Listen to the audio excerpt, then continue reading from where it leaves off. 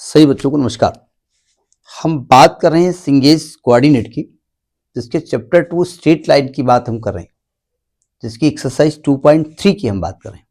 तो देखते हैं इसका नेक्स्ट क्वेश्चन। अब देखिए फिफ्थ क्वेश्चन क्या कहता है। क्वेश्चन थोड़ा सा देखने में इसकी सेहत अच्छी है, ताकतवर लगता है, लेकिन जब कर दोगे तो गिर जाएगा। होता नहीं सब ताकतवर एकदम से फूंक मार दी गिर गया, ऐसा क्वेश्चन है। क्वेश्चन को ध्यान से सुनिएगा। क्वेश्चन कह रहा है find the in centre of a triangle formed by the lines x cos pi by 9 plus y sin pi by 9 is equal to pi, x cos 8 pi by 9 plus y sin 8 pi by 9 is equal to pi, and x cos 13 pi by 9 plus y sin 13 pi by 9 is equal to pi। Question इसलिए tough लग रहा है कि हमको class 10th level में जो geometry पढ़ाई जाती थी, हम लोग बहुत डिटेल में उसको पढ़ेंगे। आपको जब पढ़ाई गई तो आपको इन सेंटर सरकम सेंटर सब हल्का फुल्का कर दिया गया, सब कहना ऐसे काम चलाओ, ठीक है। तो इसलिए थोड़ा टफ लग रहा होगा। अब आप कहेंगे हमको तो आता है, नहीं आपको आता होगा, मैं बता रहा हूँ। इन सेंटर होता क्या है, देखो ध्यान से। इन सेंटर बनता क्या है, कैसे? किसी ट्रायंगल के अंदर सर्कल अगर बना हो, किसी ट्रायंगल के अंदर अगर सर्कल बना हो तो वो जो सर्कल बनता है, अब फिलहाल हम ट्रायंगल बनाते हैं।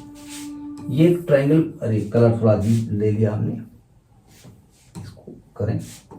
मैं एक ट्रायंगल बनाता हूं, मैं इस कलर से बनाता हूं। ये एक ट्रायंगल बनाया,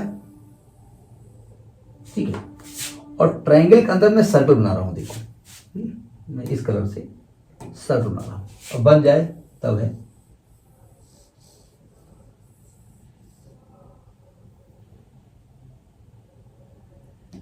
थोड़ा सा और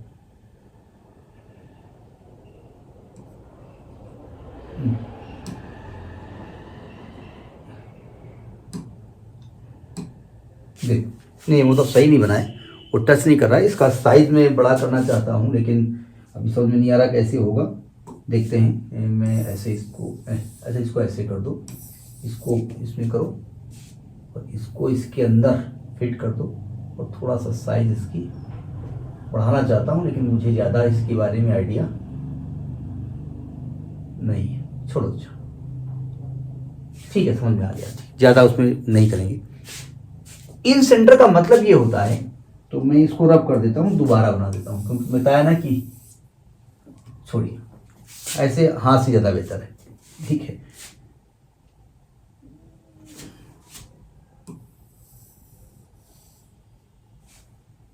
देखो कोई भी ट्रायंगल के अंदर अगर आप सर्कल बनाते हैं, चलो ये ठीक है, ऐसे बना देता हूं, तो इस सर्कल के सेंटर को इन सेंटर कहते हैं, ठीक है।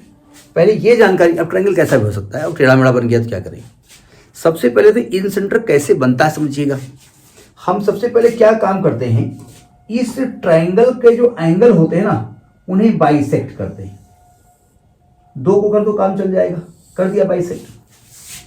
जहां पे कट करते हैं वहां से सामने वाली लाइन पे परपेंडिकुलर खींचते हैं, और ये लेंथ इक्वल होना चाहिए, यानी ये रेडियस है, ये रेडियस है, ये रेडियस है।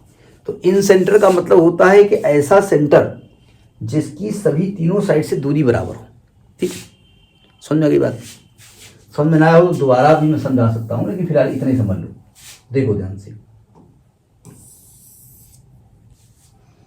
अब देखिए, हमने आपसे कहा कि भैया इन सेंटर क्या होता है, तो आप कहेंगे ट्रायंगल के अंदर एक ऐसा पॉइंट जिसकी इन तीनों लाइन से दूरियां समान हो, और वही पॉइंट आपसे पूछ रहा है। जरा इसको ध्यान से देखिए आप। अगर आप ध्यान से देखो, इक्वेशन नंबर 1 को देखो, इक्वेशन नंबर 2 को देखो, और इक्वेशन नंबर 3 को देखो। देख लिया तो देखते रहो। अगर हम इस लाइन पर ओरिजिन से परपेंडिकुलर डालें, length of perpendicular from drawn from origin on line 1, perpendicular drawn from 0 0 on line 1 2 and 3, तीनों में डालने की कोशिश करते हैं। अब आप कहें आपने कहाँ से लिया क्वेश्चन, देखो अगर परपेंडिकुलर डिस्टेंस का फार्मूला हमको मालूम है तो वहीं से हमने लिया।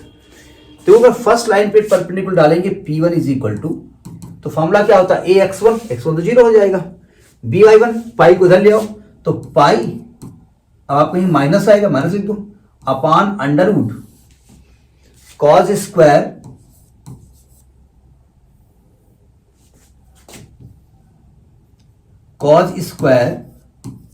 Pi by 9 plus sine square pi by 9 का मॉड।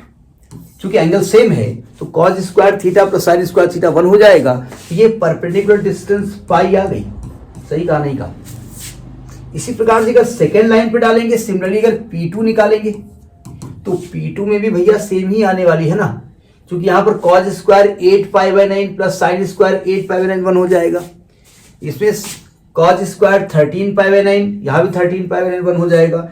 यानी कि P1 निकालें चाहे P2 निकालें चाहे P3 निकालें, P1 P2 P3 की सबकी वैल्यू पाई आ रही ना। यानी कि आप क्या देख रहे हैं कि ओरिजिन से इन तीनों लाइनों के बीच की दूरी बराबर आ रही है।